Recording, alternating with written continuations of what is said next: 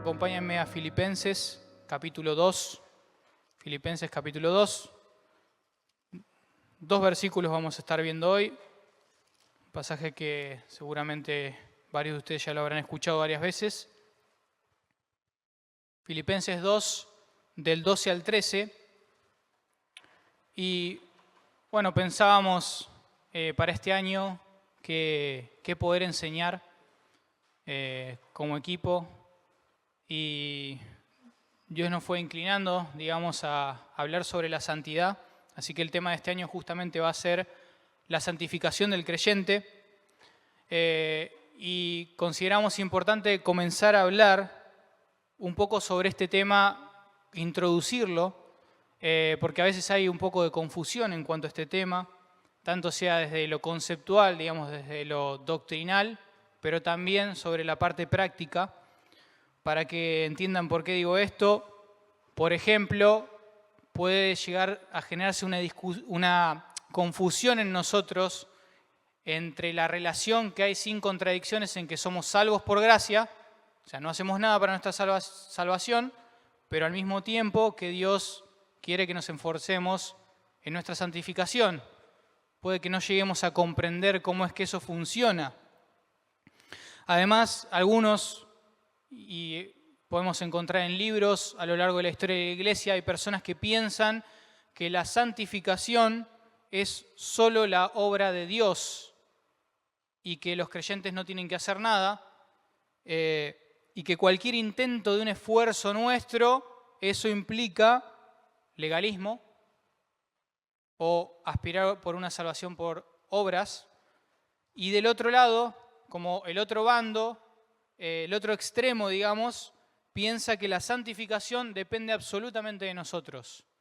¿No? Podemos encontrarnos con ambos bandos que han tenido nombres a lo largo de la historia de la Iglesia, los quietistas y los pietistas, no sé si alguno escuchó, quietista de quieto, de no hacer nada, y pietista de piedad, de esforzarse, de esfuerzo. Pero no solamente es un tema, digamos, conceptual respecto a la santificación, sino hay un punto que todos conocemos, si somos sinceros, y que el mayor problema es nuestro corazón pecaminoso que se resiste naturalmente a buscar vivir una vida en santidad. Y no solo eso, sino que pensaba, por así decirlo, que algo que no ayuda, un condimento agregado, sabemos que el principal problema está acá, pero un condimento agregado a eso es que hoy vivimos en una cultura, que podríamos decir una cultura de microondas, por así decirlo, donde cualquier cosa que demande tiempo o esfuerzo ya nos produce impaciencia, y lo evitamos, por así decirlo. Estamos tan acostumbrados a que todo lo tenemos a la distancia de un clic, que cualquier cosa que demande tiempo o esfuerzo, como decía, es algo que ya genera impaciencia en nosotros y hasta a veces también pereza. Pero como decía al principio, el problema no está en los avances tecnológicos. Es bueno, hay beneficios de eso. El problema está en nuestro corazón y lo que produce eso en nosotros. Entonces, para preguntarnos, ¿la santificación implica un esfuerzo de parte de Dios o de nosotros? Si la salvación es por gracia, como decía antes, ¿no deberíamos considerar cualquier esfuerzo humano como una aspiración a una salvación por obras? ¿No deberíamos orar y esperar que Dios nos santifique sin hacer ningún esfuerzo? Diciendo, yo lo máximo que puedo hacer es, bueno, voy a orar porque esto depende de Dios, yo no puedo hacer nada, ya que Él es soberano sobre nuestra santificación. Bueno, justamente estas inquietudes, estas preguntas que algunos de ustedes pueden llegar a tener entre esta relación entre ser salvos por gracia y la santificación, justamente las vamos a ir abordando con este pasaje, donde vamos a comprender la importancia de nuestra santificación. Así que me gustaría leer el pasaje. Vayan conmigo ahí a Filipenses 2, versículos 12 y 13. Filipenses 2, 12 y 13. Lo voy a leer en la Nueva Biblia de las Américas. Versículo 12. El apóstol Pablo le dice a la iglesia de Filipos: por tanto, amados míos, como siempre han obedecido, no como en mi presencia solamente, sino mucho más ahora en mi ausencia. Paréntesis, recordemos que Pablo está preso por predicar el Evangelio. Ocúpense en su salvación con temor y temblor. Versículo 13, porque Dios es el que en ustedes produce así el querer como el hacer por su buena voluntad. Como les decía antes, a través de este pasaje vamos a ver la importancia, a ser persuadidos, a entender la importancia de nuestra santificación. Tanto los filipenses en su momento como nosotros hoy debemos comprender que fuimos llamados, como cantábamos, fuimos salvados por gracia para anunciar a Cristo, no solamente con nuestras palabras, sí es importante nuestras palabras, el mensaje del Evangelio, pero además con nuestras vidas, que nuestras vidas respalden ese mensaje. Y para esto mismo vamos a ver 2 puntos, solamente 2 puntos. El primero, en el versículo 12, que todo creyente debe esforzarse en su santificación. Todo creyente debe esforzarse en su santificación. Pero esto es una parte, digamos una cara de la moneda. Hay otro lado. Fíjense que el versículo 13, ahí vamos a ver, pero que también Dios es el que produce en nosotros el deseo y la capacidad para vivir en santidad. Entonces, solamente 2 puntos. El primero, todo creyente debe esforzarse en su santificación. Versículo 12 y versículo 13, el segundo, que Dios es el que produce en nosotros el deseo y la capacidad para vivir en santidad. Así que vamos al primer punto, que el creyente debe esforzarse en su santificación. Fíjense que Pablo ahí comienza en el versículo 12 diciendo, por tanto, o así que, los que tienen la Reina Valera, y lo que está haciendo ahí Pablo es una conclusión, algo que viene diciendo antes. Acá estamos llegando al final de esa argumentación que está dando, y en los versículos previos, Pablo está exhortando a la iglesia sobre su carácter y su actitud, que su actitud tiene que ser conforme al Evangelio, y para que sea eso, ellos deben fomentar a la unidad de la iglesia. Actuar conforme al Evangelio implica eso, que los creyentes de Filipos deben negar su egoísmo personal. Si vamos al contexto de la carta, había personas que estaban predicando de Cristo, pero con una mala motivación, que era ambición personal, envidia, rivalidad. Querían entristecer a Pablo. Imagínense predicar el Evangelio para entristecer a Pablo, al líder de la iglesia, ¿no? Y además de eso, de negar su egoísmo personal, esto implica seguir el modelo de humildad de Cristo. Hay un ingrediente fundamental para la unidad de la iglesia y es la humildad. Y justamente Pablo, pensando en esto, nos da el mayor de todos los ejemplos posibles, que es Jesús mismo, haciéndose hombre, haciéndose siervo y viniendo a morir por nosotros. Y después de decir esto, si se fijan, estos son los versículos previos al pasaje que nos toca ahora. Esta sería la conclusión, por eso dice por tanto, y va a decir lo que continúa ahora. Dice, amados míos, como siempre han obedecido, no como en mi presencia solamente, sino mucho más ahora en mi ausencia. Ahí Pablo está haciendo un énfasis a la obediencia, pero fíjense las palabras que usa. No como en mi presencia solamente, sino mucho más ahora en mi ausencia. Como que está diciendo en todo momento, y en el contexto sabemos que Pablo está preso. Por eso el énfasis es no solamente cuando estaba presente con ustedes, sino ahora que no estoy con ustedes, que no puedo estar con ustedes por más que quiera estar, deben obedecer. Ahora, ¿a qué se refiere esta palabra obedecer? Bueno, si investigáramos, si haríamos el estudio de esta palabra, vamos a ver que la palabra obediencia que se usa acá se refiere a alguien que está escuchando con atención para obedecer un mandato. Escucha con atención. Y la clave para entender a dónde apunta esa obediencia la encontramos justamente en esta misma carta, en el capítulo 1, versículo 27. Fíjense, capítulo 1, versículo 27. Miren lo que dice acá y van a ver que está conectado con lo que está diciendo en nuestro texto. Versículo 27, solamente que se comporten como es digno del Evangelio de Cristo, para que, o sea que vaya a verlos o que esté ausente, fíjense ahí, habla también de estar presente o ausente, oiga de ustedes que están firmes en un mismo espíritu, combatiendo unánimes por la fe del Evangelio, y en nada déjense intimidar por los que se oponen. Parte de esa obedecer tiene que ver con comportarse de una manera digna del Evangelio. Hay una forma de comportarse digna del Evangelio que justamente tiene que ver con esto de fomentar a la unidad de la iglesia. Pablo no se refiere solamente a anunciar a Cristo con palabras, sino que esas palabras, por más que seamos pecadores y no seamos perfectos, esté acompañada de un testimonio. Ese es el punto, de una vida en santidad.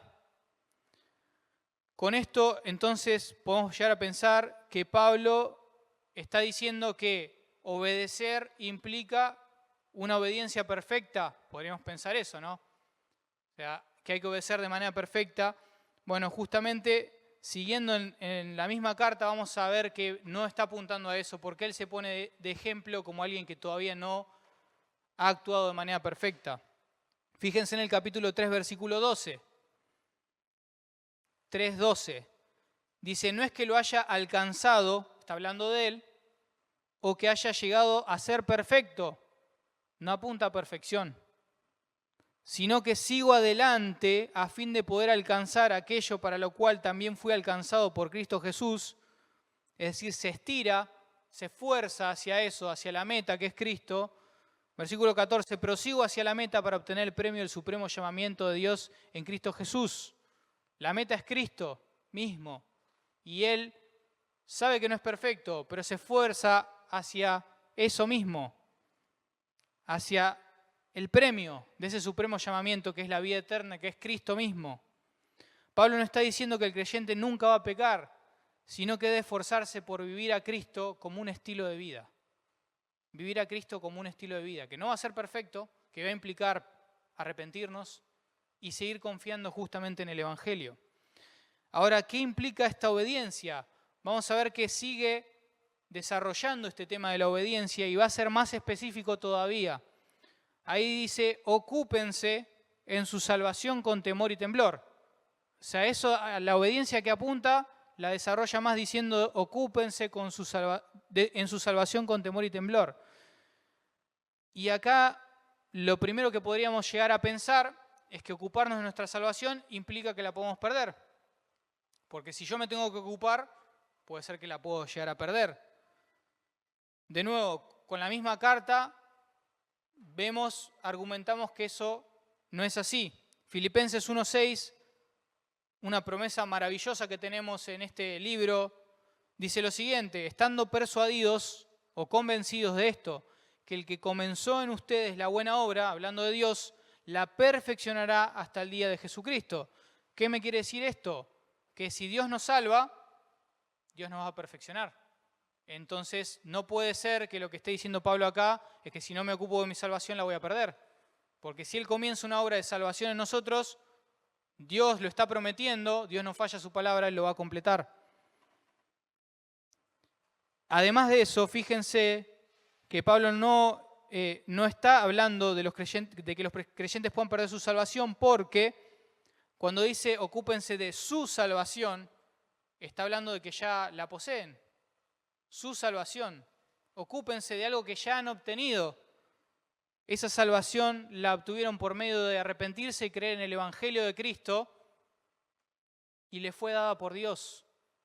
Lo que deben hacer ahora es ser responsables frente a esa salvación, pero no se la pueden ganar. Este es el punto.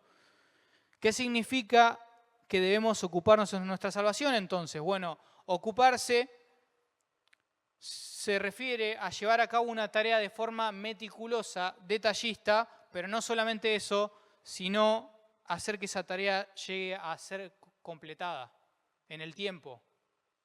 O sea, es un trabajo detallista, minucioso, pero que uno busca llegar a completar. Podemos decir de ocuparse que se habla de una acción, o sea, el verbo habla de una acción en forma continua, algo que se va a desarrollar en el tiempo, no es que es un solo momento, sino algo que uno va a continuar haciendo hasta perfeccionarse, hasta completarse. Justamente esto nos quiere decir que ocuparnos de nuestra salvación implica un proceso. No implica algo que sucede una vez, como nuestra salvación, y punto. Acá implica un proceso. Y lo segundo es que si estudiáramos el verbo, vamos a ver que es una orden, es un imperativo a los creyentes. Aquellos que ya han obtenido su salvación por parte de Dios, por pura gracia, sin haber hecho nada, deben ocuparse de esa salvación. Y esto no es una opción o una sugerencia, es un mandato divino directamente dado por Dios por medio de Pablo. Hendriksen dice lo siguiente: deben ocuparse en su salvación, o lo que es lo mismo, llevarla a su fin, comprender plenamente su significado y aplicarla a su vida, fíjense, aplicarla a su vida día tras día. Deben aspirar a nada menos que la perfección moral y espiritual. La salvación es un proceso en el que ellos, lejos de permanecer pasivos o inactivos, y lo mismo hacia nosotros, lejos de permanecer pasivos o inactivos, toman parte activa. Esto es ocuparse. Es un proseguir, un ir en pos, un avanzar con ímpetu, una contienda, una batalla, una carrera. Piensen en nuestro tiempo con el Señor. Por más que siendo creyentes deseamos tener ese tiempo, es una lucha por momentos, donde debemos luchar, debemos actuar de forma activa. Justamente eso es ocuparnos de nuestra salvación. Ahora, ¿por qué debemos esforzarnos en nuestra santificación? ¿Por qué? Pensaba, y puede haber más, pero en 3 argumentos que encontramos a lo largo de las Escrituras de por qué debemos esforzarnos en nuestra santificación. El primero, y con gran importancia, es que la santificación es la voluntad de Dios. La santificación es la voluntad de Dios. Fíjense, Pablo cuando habla a la iglesia de Tesalónica, en 1 Tesalonicenses 4, verso 3, él dice: pues la voluntad de Dios es su santificación. Es la voluntad de Dios que seamos santos. Y ahí continúa y habla específicamente de la inmoralidad sexual, que se aparten de toda inmoralidad sexual en este caso. Pero la voluntad de Dios es nuestra santificación. Pero además de eso, otro argumento es que la salvación es uno de los propósitos, que la santificación es uno de los propósitos de nuestra salvación. Y escuchen bien esto, la santificación es uno de los propósitos. Cuando pensamos en la salvación de una persona o de nosotros mismos, tenemos que entender esto. Dios nos salva para que seamos santos. Fíjense, por ejemplo, Efesios 1:4, dice Pablo: según nos escogió en Él, hablando de Cristo, antes de la fundación del mundo. ¿Con qué propósito, Pablo? Para que fuésemos santos y sin mancha delante de Él. Dios nos salva para hacernos santos para Él. Uno de los propósitos de la salvación es nuestra santificación. Y por último, otro argumento más que pensaba es que la santificación es la forma de diferenciarnos de los incrédulos. Recordemos que santo significa apartado. ¿Apartado de qué? Apartado del pecado. Dios es santo porque está apartado de todo pecado. Y justamente el vivir vidas santas nos diferencia de aquellos que no aman a Dios, que no conocen a Dios. Filipenses 2, 14 y 15, que son los versículos que continúan y que siguen con el argumento de lo que estamos viendo, justamente Pablo lo llama a ocuparse de su salvación. ¿Para qué? ¿Con qué propósito? Con el propósito de diferenciarnos de los que no son creyentes, pero no para creernos mejores que ellos. Fíjense lo que dice ahí, 14. Hagan todo sin murmuración y contiendas, para que sean irreprensibles y sencillos, santos, hijos de Dios sin mancha, santos, en medio de una generación maligna y perversa, en medio de la cual resplandecen como luminares en el mundo. Nuestra conducta, nuestro testimonio no salva a nadie, pero lo que puede llegar a hacer es llamar la atención de las personas y darnos la oportunidad de poder predicarles el Evangelio. Y en ese sentido es que resplandecemos como luminares por nuestra manera de actuar, de vivir, diferente a como éramos antes cuando no teníamos a Cristo. Porque nosotros éramos iguales. Y este es el punto. La santificación nos diferencia justamente para hacer el testimonio y predicar de Cristo. Y ahora, ¿cómo debemos ocuparnos de nuestra salvación, de nuestra santificación? Ahí dice la manera, fíjense, dice con temor y temblor.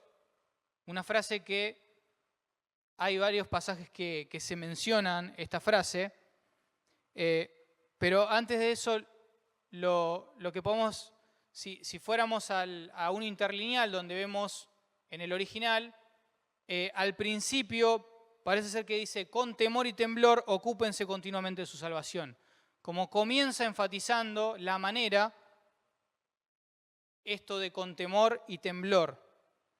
¿Qué es temor? La palabra temor es la que deriva en la que usamos fobia, phobos, fobia. ¿Qué significa eso? Miedo, pánico, intimidación, o en algunas situaciones se refiere a reverencia. Reverencia hacia una persona o hacia algo. Y temblor es temblor, básicamente, ¿no? Estremecerse por algo, tener un escalofrío, que es producto de miedo hacia algo. Justamente nosotros el año pasado estuvimos viendo Proverbios y ahí vemos que hay una relación entre el temor y la sabiduría de Dios, pero también entre el temor y la santidad. Por ejemplo, cuando el pueblo de Israel está ante el monte Sinaí y Dios manifiesta su presencia delante de ellos, ellos temen y le piden a Moisés que no quieren hablar más con Dios, quieren hablar con él directamente. Y Moisés en Éxodo 20:20 dice lo siguiente: no teman, porque para probarlos vino Dios, esa era la razón de manifestarse Dios delante de ellos, y para que su temor esté delante de ustedes. ¿Para qué? Para que no pequen. Entonces ahí vemos una conexión con justamente el temor y la santidad. Isaías, en Isaías 6, cuando ve a Dios, ve la presencia de Dios, ¿qué dice? ¡Ay de mí, que soy muerto! Porque siendo hombre inmundo de labios y habitando en medio de un pueblo que tiene labios inmundos, han visto mis ojos al Rey, a Jehová de los ejércitos. La primera reacción que tiene frente a la santidad de Dios es pensar que va a morir, porque está delante de Dios y es pecador.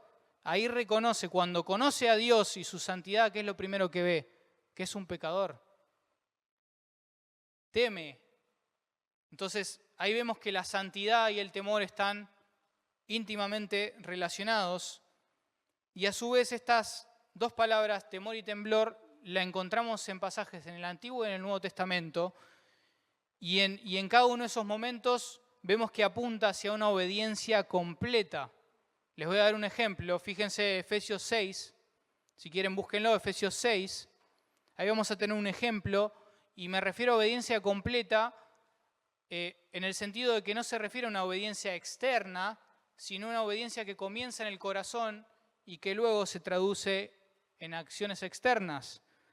Ahí en Efesios 6, Pablo está hablando de cómo los siervos que son creyentes deben conducirse frente a sus amos, y justamente va a usar estas dos palabras. Dice, siervos, obedezcan a sus amos terrenales. ¿De qué forma? Con temor y temblor, le dice. Y acá podemos sacar más cosas. Dice, con sencillez de su corazón, como a Cristo. Habla del corazón cuando dice con temor y temblor. No sirviendo al ojo, dice, como los que quieren agradar a los hombres, algo externo, sino como siervos de Cristo, de nuevo, de corazón, haciendo la voluntad de Dios, sirviendo de buena voluntad, como al Señor y no a los hombres, en el sentido de que Dios ve todo. Entonces ahí vemos que estas dos palabras se usan para, o están relacionadas cuando nos referimos, o cuando Pablo se refiere a una obediencia que implica algo interno y externo, sabiendo que está delante de Dios. Justamente pensando en el temor a Dios, vimos una definición del Azor que decía, el temor a Dios es una preocupación consciente de complacer a Dios en todos los aspectos de la vida, una preocupación consciente. O sea, el temor nos lleva a querer vivir en santidad. Y algo que vimos con también una frase de Edward Welch, él decía que pasamos, en cuanto al temor a Dios, pasamos del terror, porque vemos la santidad de Dios y lo que primero que vemos es nuestro pecado y que merecemos morir. Del terror pasamos a la adoración. Él nos salva y cambia esa manera de ver. Muere Cristo en nuestro lugar y entonces ahora vemos la santidad de Dios como algo por lo cual decíamos no salir corriendo, sino adorarle. Entonces hasta acá entendimos que el creyente debe ocuparse continuamente de su salvación con un temor hacia Dios, que eso implica algo no solamente externo, sino algo que nace, que sale del corazón, sabiendo que Dios lo ve todo. Y la pregunta que puede surgir acá es, perfecto, debo ocuparme de mi salvación, debo santificarme. Bueno, ¿cómo lo hago? ¿No? Y vamos a ver que directamente el texto no menciona nada con respecto a eso. ¿Sí? Y podríamos decir, bueno, no se puede decir nada acá. Pero si pensamos, si hacemos, por así decirlo, teología, en toda la Biblia, todo lo que la Biblia nos dice respecto a la santificación y respecto a ocuparnos de nuestra salvación, vamos a encontrar distintos instrumentos o herramientas, principios bíblicos que nosotros debemos obedecer. Y justamente la respuesta a esta pregunta es lo que vamos a ver todo este año. ¿Cómo hacerlo? ¿Cómo santificarnos? Vamos a estar viendo este año algo que en la historia de la Iglesia lo han llamado medios de gracia o algunos disciplinas espirituales, capaz que lo conocen más por ese nombre. Y ahora, ¿qué son los medios de gracia? Son herramientas, prácticas o medios propiamente dichos a través de los cuales Dios puede transformarnos y santificarnos. Y pensamos mejor en la palabra medios de gracia porque apunta al dador de esos medios, y disciplinas, por así decirlo, hace un énfasis más hacia el esfuerzo. Preferimos decir medios de gracia, aunque no quiere decir que alguien, como Donald Whitney, por ejemplo, en su libro puso disciplinas espirituales, que eso esté mal, porque él hace la aclaración, ¿no?, de que Dios provee esos medios y que el punto de eso es ser santificados, ¿no? Los medios de gracia pueden clasificarse en personales, que apuntan a uno mismo con el Señor, pero también como iglesia. Y vamos a estar viendo, no vamos a ver todos claramente, pero vamos a ver algunos, tanto personales, por ejemplo, orar a solas con el Señor, o pasar tiempo a solas leyendo las Escrituras, meditando en su palabra. Y vamos a ver también algunos que involucran a la iglesia, como congregarse, por ejemplo. Y el punto de estos medios de gracia son que Dios nos los da a nosotros para nuestra santificación, para ocuparnos de nuestra salvación. Quiero mencionar algunos simplemente, no a todos, pero para que entiendan más de qué estoy hablando. Como les decía, el estudio y la meditación de la palabra es uno. Ahí tenemos pasajes como Juan 17, 17. Jesús ora por los discípulos y le dice, santifícalos en tu verdad, tu palabra es verdad. Entonces ahí vemos que por medio de la palabra somos santificados. Una vida de confesión, 1 Juan 1:9. Si confesamos nuestros pecados, Él es fiel y justo para perdonarnos y limpiarnos de toda nuestra maldad. Compartir nuestras cargas con otros creyentes, Gálatas 6, 1 y 2, que dice, si alguno es sorprendido en alguna falta, restáurenlo. Ustedes que son espirituales, restáurenlo con espíritu de mansedumbre. Y ahí dice llevar las cargas los unos a los otros. Una vida de obediencia a la palabra, 1 Pedro 1:22. Perseverar en la oración y velar. También que Jesús mismo en Getsemaní le dice a sus discípulos que se estaban durmiendo, oren y velen para no entrar en tentación, ¿no? Y ahí vemos esos medios para nuestra santificación también. Congregarse, Hebreos 10:25. Es importante congregarse, ¿por qué? Porque por medio de congregarnos escuchamos la palabra predicada, pero no solamente eso.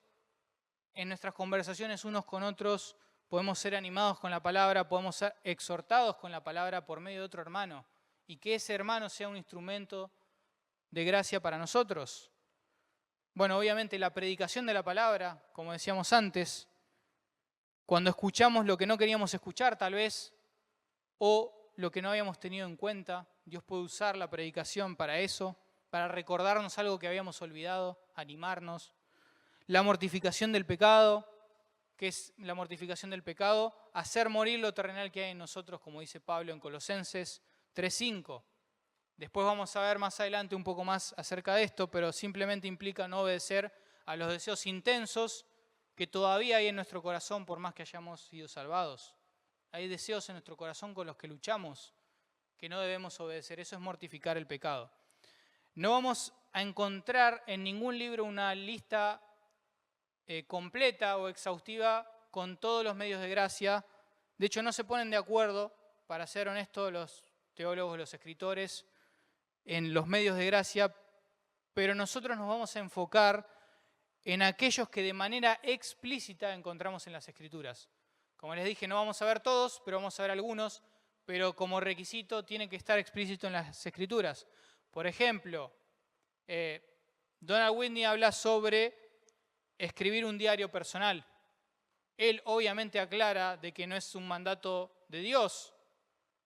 Nosotros eso lo vemos como un consejo, pero eso no quiere decir que vamos a hacer una prédica sobre eso, porque Dios no lo dice de manera explícita, pero sí, por ejemplo, sobre la oración, sí, por ejemplo, sobre meditar en las Escrituras.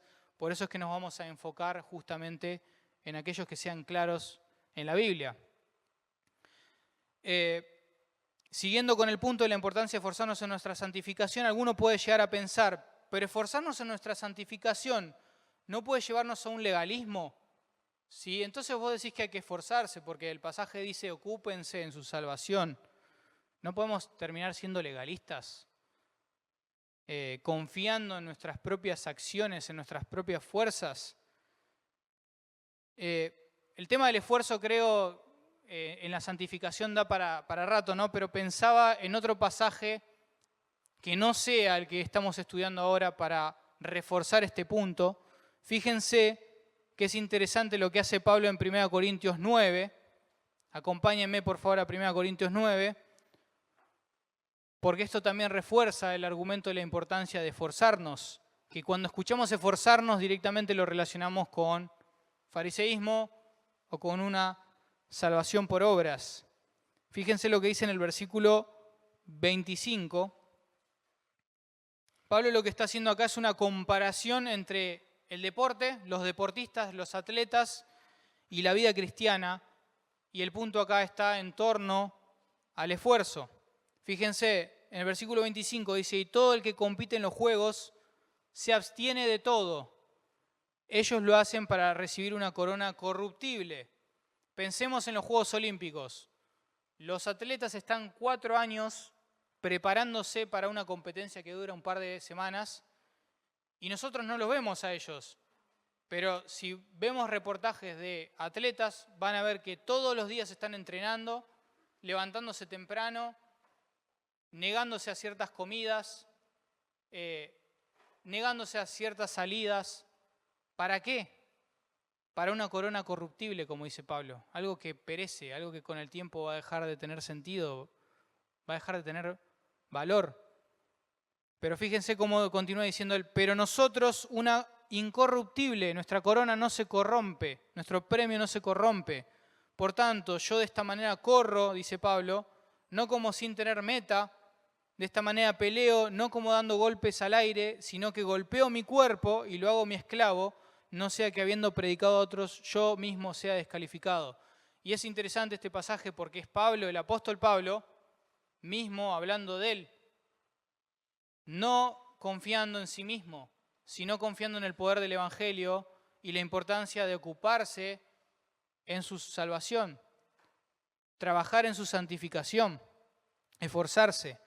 Pablo acá no plantea un legalismo, de hecho él salió de un legalismo, dejó de ser un fariseo. Él nos enseña que el creyente debe luchar y esforzarse por vivir una vida en santidad, pero aferrándose al poder del Evangelio y no a prácticas, y acá está el punto, y no a prácticas o tradiciones humanas como lo hacían los fariseos. Porque ahí está el legalismo, en esas prácticas, esas leyes que inventaban ellos para tratar de esa manera, cumpliendo esas reglas, vivir una vida en santidad, entre comillas. Pero como vemos que Pablo dice en Colosenses, todas esas reglas humanas, todas esas tradiciones a los apetitos de la carne no sirven para nada. Tarde o temprano, esas reglas que nos ponemos terminan traicionándonos. Acá el punto está en esforzarnos con el poder del Evangelio. Ahora, pensando en este primer punto en que debemos esforzarnos en nuestra santificación, te pregunto, ¿estás anunciando a Cristo con tus palabras, pero también con tu testimonio? ¿Estás ocupándote con esfuerzo en tu santificación? ¿Entendés que no es que debes esperar en Dios, sino que debes esforzarte Pensando en los medios de gracia, probablemente no conozcas que se llamaban medios de gracia o que se les decía medios de gracia, pero sí sabes que debes pasar tiempo con el Señor, con su palabra, en oración, congregarte, escuchar la predicación, etc.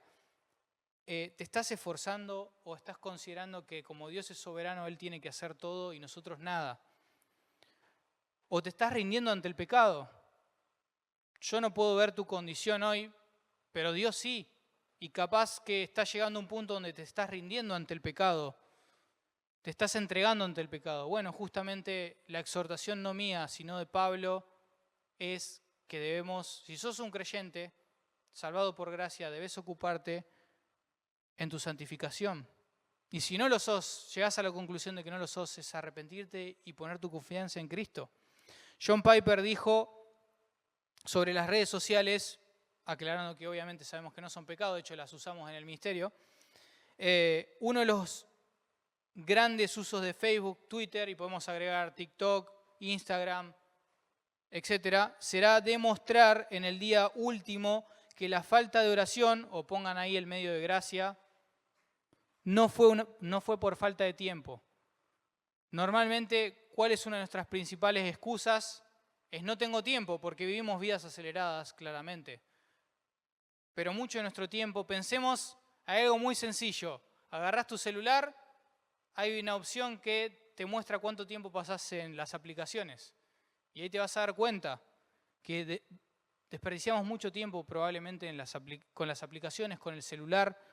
Y eso, como dice el pastor John Piper, va a ser una razón para demostrar que realmente teníamos tiempo para pasar con el Señor. Y esto no lo tenemos que ver solamente como una exhortación, sino como un privilegio. Sin embargo, Pablo no exhorta solamente a los filipenses a vivir a Cristo esforzándose, sino que también les va a dar un incentivo. Dios no nos pide algo sin ayudarnos. No es que nos pide algo que nosotros no podemos hacer y nos deja solos, sino que Él nos va a proveer lo que necesitamos para poder ocuparnos en nuestra santificación. Y este es el segundo punto en el versículo 13. Y es que Dios produce el deseo y la capacidad para poder vivir en santidad. Él no nos desampara, nos dice, bueno, ocúpense y nos deja a la deriva, sino que Él está con nosotros y Él desea capacitarnos. Esa palabra que dice produce se refiere a un trabajo que Dios hace de forma continua y además eficaz.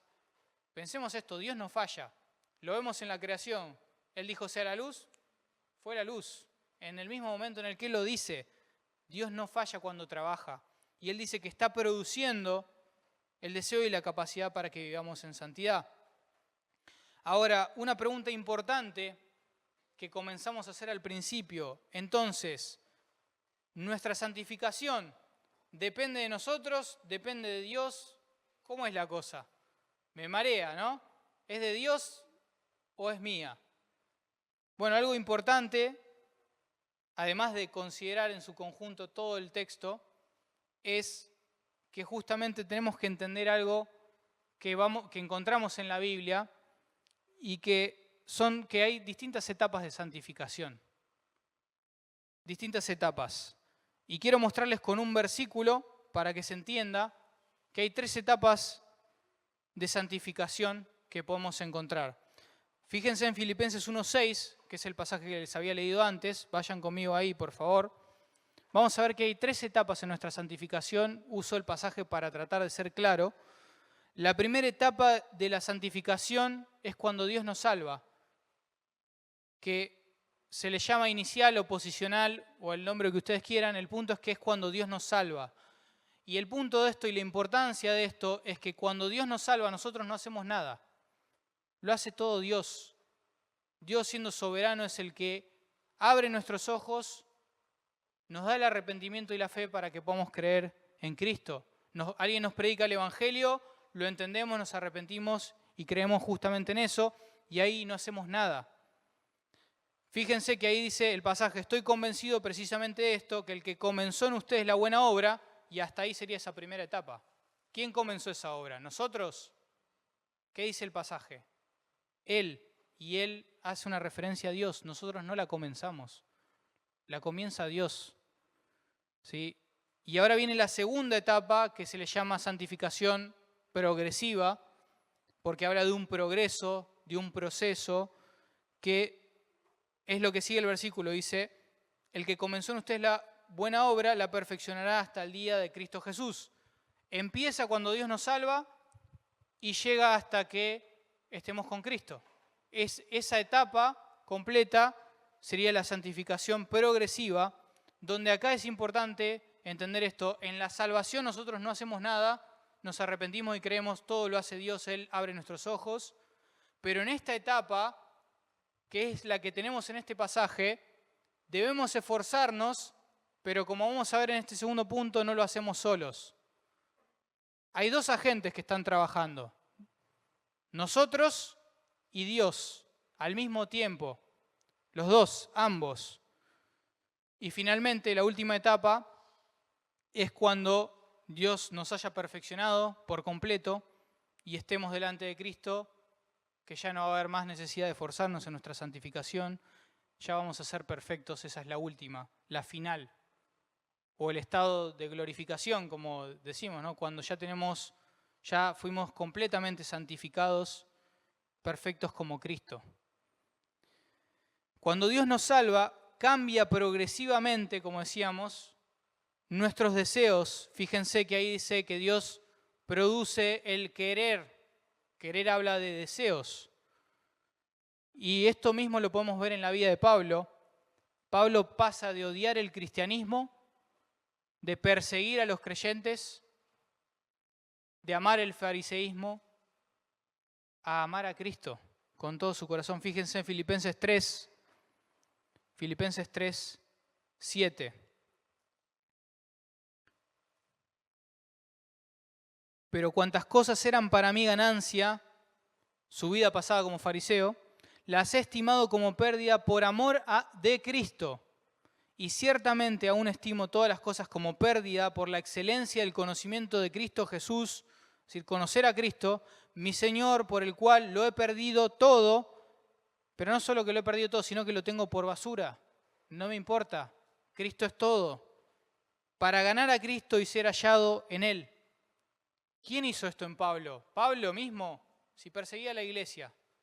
Sabemos por Hechos 9 que Cristo mismo se le presenta a él, lo deja ciego, después termina recibiendo la visión, pero el punto es que fue salvado por medio del mensaje del Evangelio, por Cristo mismo. Y Él cambió sus deseos, como lo ha hecho con nosotros, los que hemos creído en Cristo.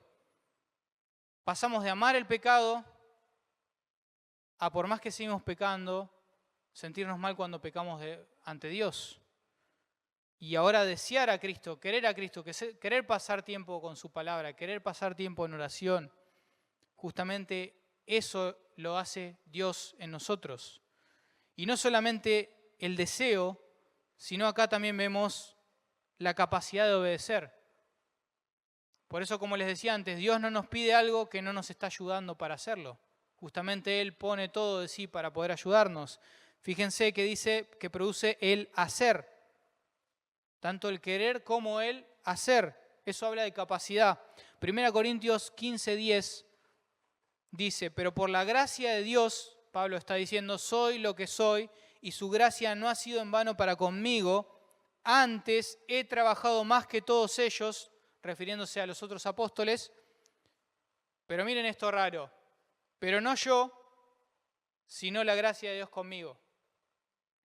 Y parece raro, diciendo, ¿pero trabajaste más o la gracia de Dios? Y este es el punto, y para mencionar otro pasaje que habla de esto mismo, de estas dos cosas que se dan al mismo tiempo, y es que nosotros debemos esforzarnos en nuestra santificación, pero al mismo tiempo es Dios quien va obrando en nosotros, quien va produciendo ese querer como el hacer, y nos va santificando. Este es el punto. Y pensaba para tratar de ilustrar y que se entienda y que no quede como un concepto abstracto, piensen cuando los que han aprendido a andar en bicicleta, en su momento sus papás les han enseñado o quien les haya enseñado a andar en bicicleta, ¿no? Pensemos en un niño que va a aprender a andar en bicicleta, ¿no? El niño se sube a la bicicleta, el padre le saca las rueditas y no lo deja solo, lo está sosteniendo ahí en la bicicleta. El niño empieza a andar en la bicicleta, pero no está solo, el papá lo está ayudando para que la bicicleta no se caiga y lo está impulsando para que pueda moverse esa bicicleta. Y después de practicar bastante tiempo, ese niño, mirando para adelante y ya no mirando para atrás, va a empezar a pensar que está pedaleando solo, pero todavía está su papá atrás, ¿no? Y así es con nosotros, ¿no?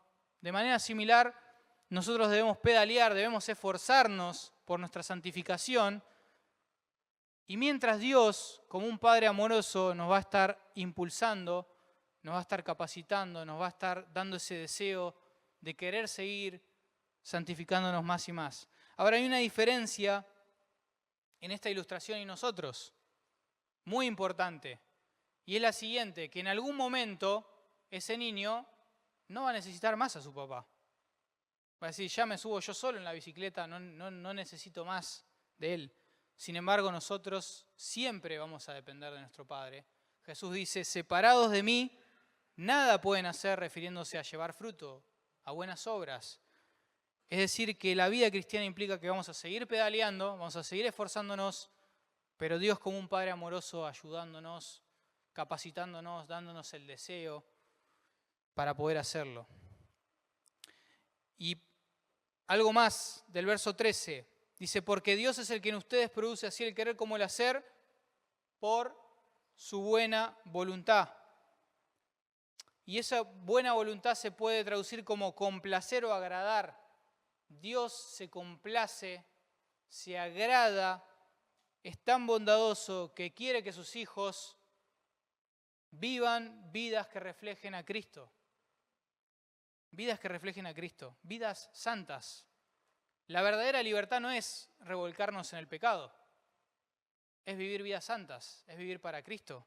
Y eso es lo que desea Dios como Padre para nosotros. Hebreos 13:21, fíjense lo que dice el autor de Hebreos, dice que Dios los haga aptos en toda buena obra para que hagan su voluntad, haciendo Él, Dios, en ustedes lo que es agradable delante de Él por Jesucristo. Pensaba en esto, o sea, Dios mismo se está autorregalando pecadores redimidos, haciéndolos santos, haciéndolos a la imagen de su Hijo. El centro de esto no somos nosotros, es Dios, su gloria, pensando en esto. Pero esta es la idea de Dios, esto es lo que le complace a Dios. Por eso que es importante vivir vidas en santidad, porque este es el plan de Dios. Como decíamos antes, la salvación, uno de los propósitos de nuestra salvación es nuestra santificación. Y no debemos equivocarnos en esto. No es que Dios nos salva para que vivamos en el pecado. Nos salva para que busquemos vivir con Cristo, aferrarnos al Evangelio, vidas santas. Así que para ir concluyendo, hoy estuvimos viendo sobre la importancia de nuestra santificación, que todo creyente es responsable de esforzarse en su santificación, verso 12, pero que a su vez no nos deja solos, no nos deja desamparados Dios, sino que Él nos ayuda para que podamos tener el deseo y la capacidad de vivir en santidad, verso 13. Algunas consideraciones finales. Pensaba, ¿no? Uno puede malinterpretar esto que estamos diciendo y solamente pensar en el concepto de obediencia. Fíjense que hablamos de querer, o sea, del deseo, no solamente de la obediencia. ¿Y por qué digo esto? Bueno, Jesús enfatiza mucho esto. Él, en el Sermón del Monte, dice que nuestro estilo de vida depende de lo que atesoramos en nuestro corazón. Fíjense que dice, porque donde está tu tesoro, allí está tu corazón. ¿Sí? Donde está nuestro tesoro está nuestro corazón. Si tu mayor tesoro es Cristo, como Pablo, entonces vas a esforzarte por vivir una vida en santidad. Porque tu mayor tesoro, como Pablo, que dice, esforzándose hacia la meta del supremo llamamiento, Cristo lo es todo para él. Entonces no es una discusión el querer vivir vidas santas o no, o hasta dónde peco, hasta dónde no, porque Cristo lo es todo para él. Y si para nosotros nuestro mayor tesoro es Cristo, claramente vamos a querer vivir de esa manera. Y a su vez el andar en santidad es una evidencia de que somos creyentes. Fíjense 1 Juan 1:5, dice lo siguiente, si decimos que tenemos comunión con Él, hablando de Dios, de Cristo, pero andamos en tinieblas. Yo digo que tengo comunión con Dios, pero en mi vida práctica ando en tinieblas, mentimos y no practicamos la verdad. Pero si andamos en la luz, como Él está en la luz, tenemos comunión los unos con los otros, es decir, con la iglesia, y la sangre de Jesucristo, su Hijo, nos limpia de todo pecado. Y esto es importante, porque a veces entendemos que andar en luz es andar en perfección, que como dijimos antes, nadie lo va a poder hacer en esta vida. Fíjense que dice, y la sangre de Jesús, su Hijo, nos limpia de todo pecado. Andar en luz no implica vivir de manera perfecta, sino en dependencia de Cristo y de su Evangelio. Y cada vez que pecamos, buscamos arrepentirnos de nuestro pecado. Esa es la diferencia. El que anda en tinieblas no ha cambiado su relación con el pecado, sigue amando más su pecado y por ende no conoce a Dios, todavía está en tinieblas. Por eso una evidencia de que somos creyentes es justamente que buscamos andar en luz, buscamos vivir en santidad. Pensaba en una situación donde justamente Jesús mismo está predicando esto. Fíjense Jesús en Juan 8, cuando se presenta esta situación con la mujer que fue sorprendida en adulterio. Recordemos que una mujer en la ley del antiguo pacto, si era sorprendida en adulterio, debía ser apedreada. Eso era lo que correspondía. Y Jesús ve esa situación y miren lo que dice en versículo 7. Dice, el que de ustedes esté sin pecado sea el primero en arrojar la piedra contra ella, contra esta mujer.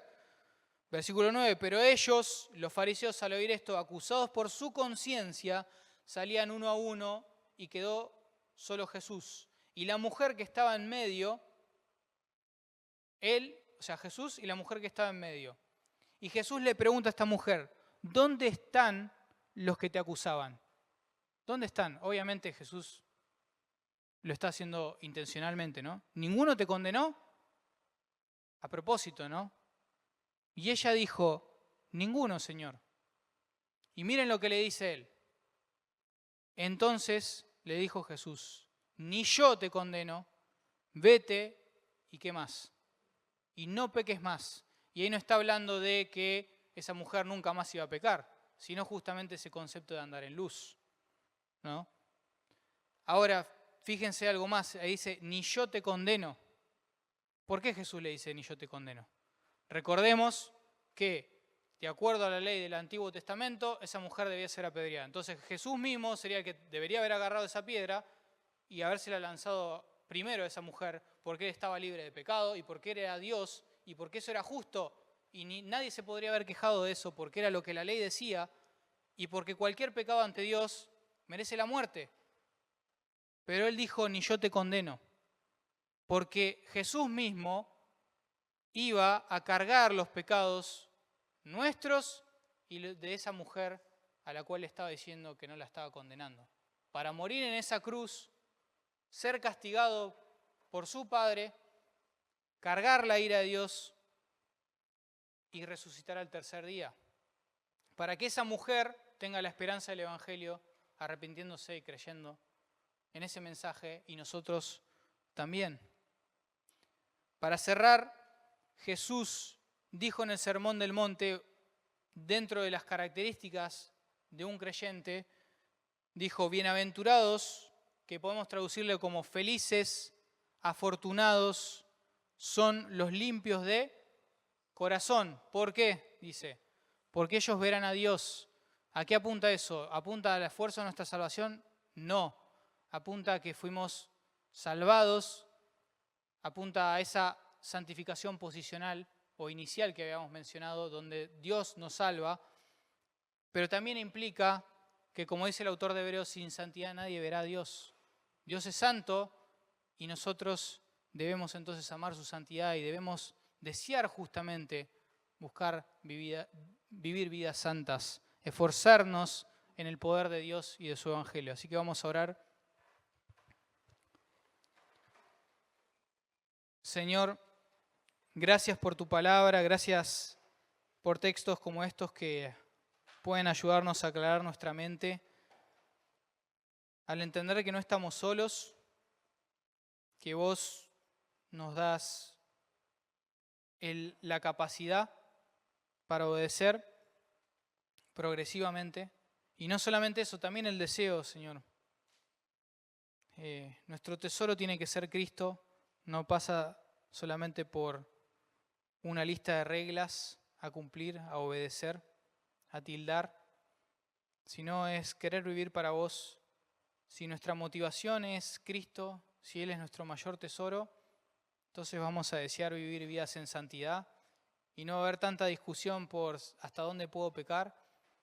Señor, por favor, usa tu palabra para que podamos reflexionar en estas cosas, para que podamos entender que somos responsables de trabajar en nuestra santificación, ocuparnos en nuestra salvación, que fue comprada por precio de sangre. Ayúdanos, Señor, y gracias por entregar a tu Hijo por personas como nosotros, que no te amábamos, para darnos vida y no solo eso, para santificarnos, para hacernos santos y sin mancha, para presentarnos como una iglesia sin manchas delante tuyo. Oramos agradecidos, Señor, por Cristo, en tu nombre. Amén.